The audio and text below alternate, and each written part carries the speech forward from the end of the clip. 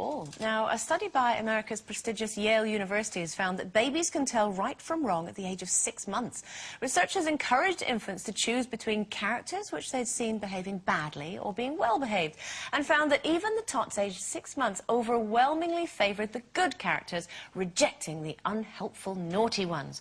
So it seems that the very young know the difference between right or wrong. But how young do you think you were when you figured it out?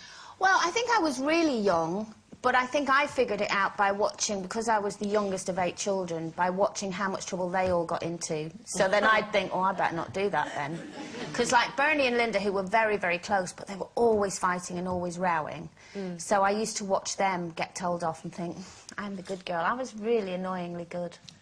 I even want to slap myself. But, you know, like, for instance, Bernie one time was playing, because we used to have a real fire, and she was playing with the poker, you know. My mum kept saying, Bernadette Nolan, you're going to burn yourself, put the poker down. It's a good impression of my mother. And, anyway, she didn't, and then my mum went into the kitchen, next thing, hot poker landed on Bernie's calf. Ooh. And she was so scared because she knew she was going to be, she thought she was going to be told off, and she went and hid up in the bathroom and locked the door. She's still got a scar, actually, Bernie, from that. You see, you should have listened to Mum. You should have listened to Mum. Like so immediately I thought, I won't play with the poker, Mum. I don't think that research is quite right, actually, because kids seem to like me, and I'm not particularly good, am I? No. With kids. They do like you. That's like cats always sit on the knees of people who hate cats. What? That's what cats... No, you're not a cat. No, do you know, in a way, though, I think, you know, you do always know the difference between right and wrong, however young you are. When I was about 3 years old, I used to live in, like, a big shopping street, and my local sweet shop was Woolworths.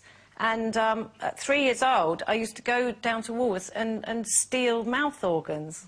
Not on your own, you can't have gone at 3. Yes, on my own. Yes, absolutely. Yes, you could. It was 1963. What does a 3-year-old want with a mouth organ? I don't know. I think I was just fascinated by them. But in a way, when I was doing it, I suppose, and stashing them away, I used to hide them from my mum. So you did it more than once? Yeah, loads of them. It was wrong. I must have known it was wrong, exactly, at such a young age, but... Were you part of, like, a Fagan's harmonica gang? I did it in a little box. I'd get them out and I'd look at them and be very careful when I played them. How did you get found out? Did you get found out? Yeah, I did. I played one day, and my mum came in and just absolutely dragged me down to Woolworths with them all in tow and taking them back. So I did kind of know. That's probably what started the demise of that store.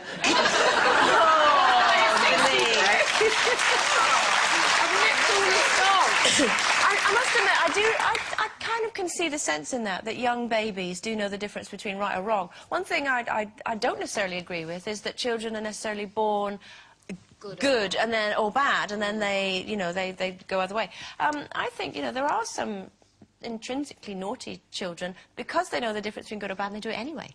You know, the difference between you knew the difference and you chose not to. I knew the difference and chose not to until I was very much older. But you do it for attention, though. I think kids especially do it for attention. I'm sure I did it for attention. I think I was...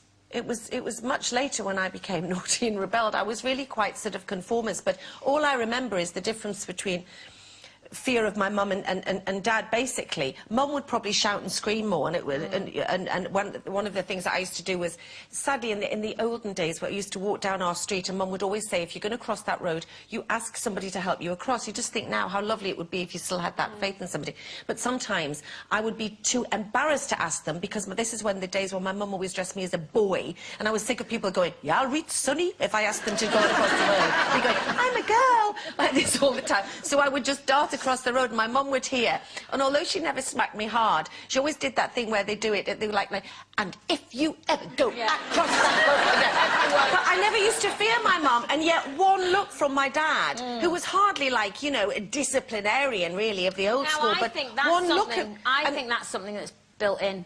The dad thing, because I was the same thing. My mum had a bamboo cane by the fireplace, and you could hear it swishing around the house, but you'd all laugh and run away and really wind her up. It was great. But my dad would just stand there and look at you. Yeah. And I have to say, I used to wet myself. I was so scared. Yeah, but it's the same thing now. It's like Kira now you know, I'm the one that tells Kira off the most, but yet she'll always go to me, don't tell Dad, don't tell Dad. I know. And he doesn't really shout at her or anything, just has to look at her and go, I'm really disappointed in you, Kira, and it's the end of her world. It's that, I'm really disappointed. That's the killer. That's much worse, isn't it? Oh, no, I mean, I can remember my mum chased... It's funny, isn't it? It's all our mums chasing me around the same thing. Don't you be cheeky! Jump, jump, jump! And the funny thing, I was taller than her at the time. And she was jumping over the bed in my room, and I'm going, ooh! Just like that. But yeah, it was the same thing. You wait till your father gets home. Nothing worse. My mum had a bamboo cane, but they used to have twin beds, and it was for his snoring. I just remember, wow! Used to be the massive bit of bamboo. I should get one of them.